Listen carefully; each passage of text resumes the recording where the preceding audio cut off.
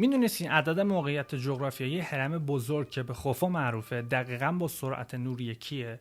شاید اتفاقی باشه، ولی خیلی چیزا در مورد این سازه عجیبه. مثلا این سازه با حدود 2.3 میلیون قطعه سنگ با وزنهای بین 2 تا 50 تن از معادن مختلفی تا 800 کیلومتر دورتر جابجا شدن و با ابزارهای ساده 4500 سال پیش کنار هم قرار گرفتن تا سازه 146 متری ساخته بشه، اونم توی 20 سال. اما هنوزم خیلی از جزئیات مبهمه. چطور تونستن این همه سنگ عظیم رو با اون دقت جابجا کنن، تراش بدن؟ اصلا چجوری دمای داخل هرمون تقریبا ثابته و 20 درجه است؟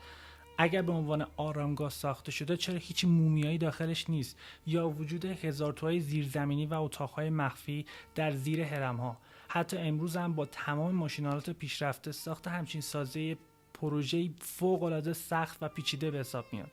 واقعا شاید ابزارشون اونقدر هم ابتدایی نبوده.